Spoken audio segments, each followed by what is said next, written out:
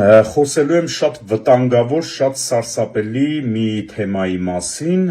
որի մասին էլ անհնար է լռել կոնկրետ։ Ինչքան հնարավոր է այս տեսանյութը խնդրում եմ շատ տարածեք, որ բոլոր ծնողները տեղեկացված լինեն այս ամեն ինչի մասին։ Ուրեմն օրեր առաջ Դուբայում հանդիպում եմ մի ռուս կնոջ հետ,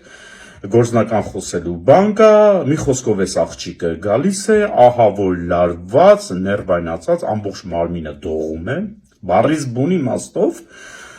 հարցնում եմ ինչ ա եղել, ինչով կարող եմ օգտակար լինեմ, բա անչափահաս տղա ունեմ, ով մի քանի օր է, ինչ էս վերջին օրերին Netflix-ի մուլտֆիլմերից մեկն է նայում, որը որ տրանսգենդերների մասին է։ Այսինքն մուլտֆիլմի հերոսներից մեկը տրանսգենդեր ու ամբողջությամբ այդ քարոզչությունը այդ ամեն ինչի մասին է։ Մի պահ ուղեղից մեջ չի տեղավորվում այդ ամեն ինչը։ Մի խոսքով հանդիպման վերջում ասում եմ, խնդրում եմ, մի հատ այդ մուլտֆիլմի վերնագիրը ասա, շատ հետաքրքիր է էլի, թե ոնց կարա մուլտֆիլմում տես բան լինի էլի։ Ես ինքս ուզում եմ դիտել։ Գալիս եմ տուն, նայում եմ ու ժողովուրդ, ուրեմն սրտապղծությունը ու անբարոյականությունը այն աստիճան հասնի, որ այս ամեն ինչը բերեն մտցնեն մուլտֆիլմերի մեջ, ոնց կարելի է հանդուրժել այս ամեն ինչը, Netflix-ա, ինչա, չգիտեմ, ոնց կարելի է սրտապղծությունը, այդ քարոզչությունը մուլտֆիլմերով, ասենք երեխաներին ցուցադրել։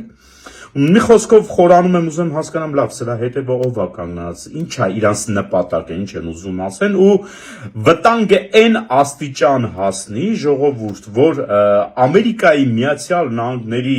սենատում սենատորներից մեկը Ջորջ Հոլին սենատ է կանչել Netflix-ի գլխավոր տնօրենին պատասխան տալու։ Նայեք տեսանյութը, վերջում կքննարկենք։ Ինչու է Netflix-ի մանկական բովանդակության մեծ մասը նվիրված տրանսգենդեր գաղափարախոսությանը։